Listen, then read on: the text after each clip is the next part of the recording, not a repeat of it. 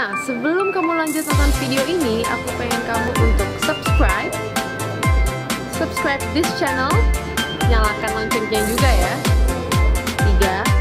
3, 2, 1. Udah. Nah, gitu dong. Thank you ya udah subscribe. Tropis, lapisan tanahnya pun semakin lembab dan basah. Lapisan tanah seperti ini menjadi tempat bagi proses dekomposasi atau pembusukan guna mengurai tumbuhan dan hewan yang mati untuk didaur ulang guna menghasilkan material dan nutrisi yang berguna. Tidak salah lagi, jalur yang saya susuri merupakan jalur perlintasan ular. Aroma kotoran ular yang tajam di sekitar sini menjadi pertanda bahwa daerah ini merupakan habitat ular. Weh, ular! Wish! Lihat nih, ular pertama yang saya temukan di aliran sungai ini. Ini jenis ular piton ya, sancak kembang. Ular ini sangat sering saya temukan karena memang jenis ular ini tuh sangat banyak populasinya di Indonesia. Ular ini menguasai berbagai habitat, mulai dari hutan, rawa, sungai, atau mungkin lingkungan penduduk. Karena populasinya memang sangat banyak. Keberadaan sancak kembang kecil ini menjadi petunjuk jika lokasi lembah dan aliran sungai benar-benar habitat ular yang sekaligus tempat yang tepat untuk mereka berkembang biak. Dan lihat ukurannya nggak terlalu besar. Wah, panjangnya sekitar hampir 2 meteran.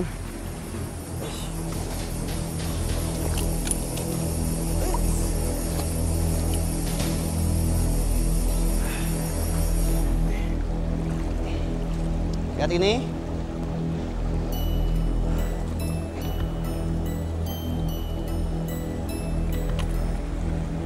Ular piton reticulatus sangat menyukai daerah-daerah berair.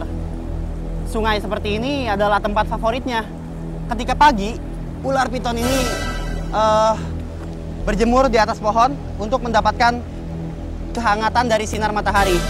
Dan ketika malam, ular ini akan aktif mencari makan seperti tikus ataupun anak burung. Lihat, ular itu menggigit grab stick saya.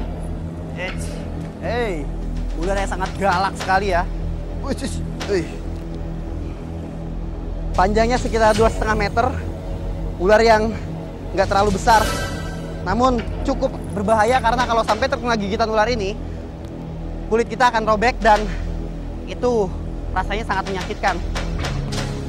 Ular ini memiliki gigi yang berbentuk seperti kail, jenis gigi Aglipa yang sangat tajam dan berbahaya apabila sampai menggigit ya. Oke. Saya rasa ular ini lagi nyari-nyari makan ya di sekitar sini. Biar aja lah.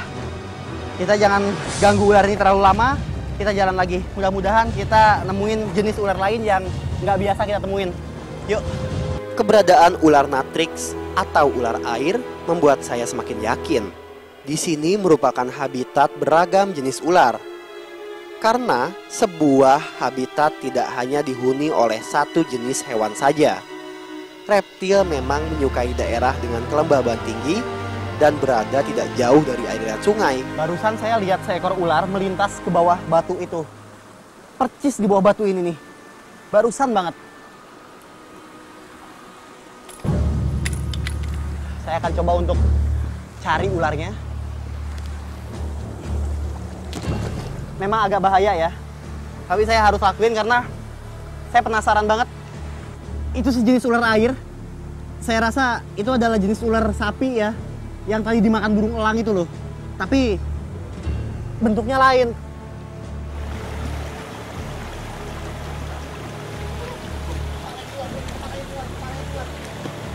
Itu kepalanya keluar. Saya akan menghampirinya.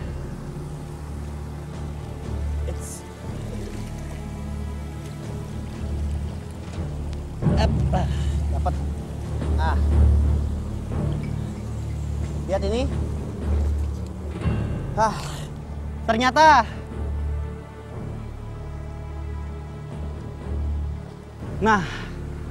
ular ini akan nyaman kalau kita pegang dari bagian ekornya kayak gini. Kenapa saya suka pegang ular dari belakang sini? Karena ketika ular ini berbalik untuk menyerang, saya akan refleks dan melepaskan pegangan saya. Jadi masih aman. Dan jarang sekali saya tergigit kalau misalkan melakukan teknik dengan cara seperti itu. Kehati-hatian selalu menjadi nomor satu. Karena kalau misalkan kita kurang hati-hati, tetap aja. Segimanapun kita menggunakan teknik yang jago, kalau misalkan kita kurang hati-hati, itu pasti kita kena gigit. Coba sekarang saya simpan di air, kita lihat bagaimana dia gerak di air. Saya lepas nih ya. Nah, lihat.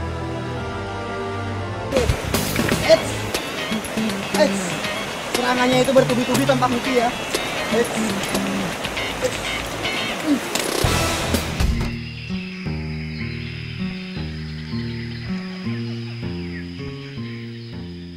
Sepanjang perjalanan menyusuri sungai, mata disuguhi pemandangan hutan dan pepohonan serta semak belukar yang kemungkinan menjadi tempat berkamuflase satwa-satwa liar, sehingga tidaklah mudah untuk bisa melihat langsung keberadaan satwa liar penghuni hutan.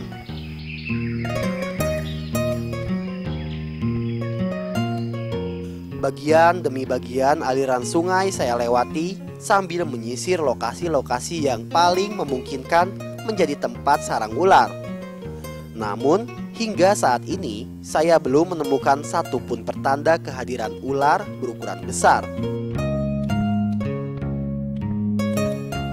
Rupanya keberuntungan masih berpihak pada saya. Sesuatu yang saya cari-cari tiba-tiba muncul. Ya, apalagi kalau bukan seekor ular berukuran lumayan besar dan panjang. Lihat, ada seekor ular besar yang lagi istirahat. Itu lihat di sana. Lagi-lagi Piton reticulatus atau senja kembang. Banyak sekali ya di sini. Ini merupakan ular indukan mungkin ya di sekitar sini. Jadi ular yang sudah bisa kawin dan sudah bisa punya anak. Panjangnya saya yakin sekitar 3,5 meter, bahkan bisa sampai 4 meter. Ular piton sebesar ini bisa dianggap berbahaya bagi orang yang tidak terbiasa dengan ular. Karena piton besar cenderung menyerang terhadap manusia, baik sengaja maupun tidak. Belum lagi luka yang diakibatkan gigitan piton sebesar ini akan sangat fatal.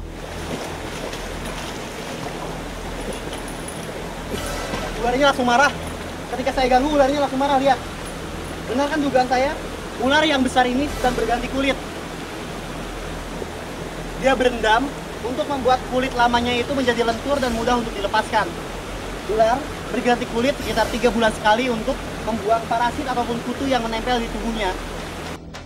Agresivitas Piton reticulatus ini cukup membuat saya berpikir ulang untuk berada terlalu dekat dengannya. Karena tubuh piton yang elastis dapat sewaktu-waktu menjangkau saya dan menancapkan gigi-gigi aglifanya yang sangat tajam. Ular ini besar sekali.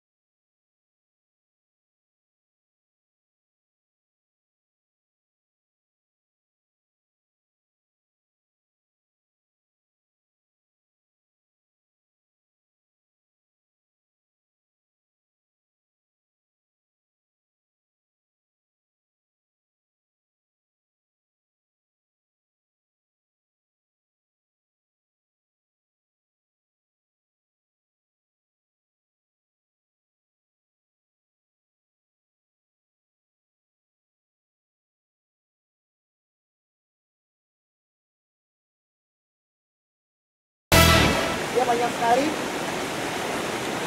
Saya rasa saya akan lepasin ular di sini. Karena kalau terlalu lama saya ganggu, khawatir ular ini jadi stres dan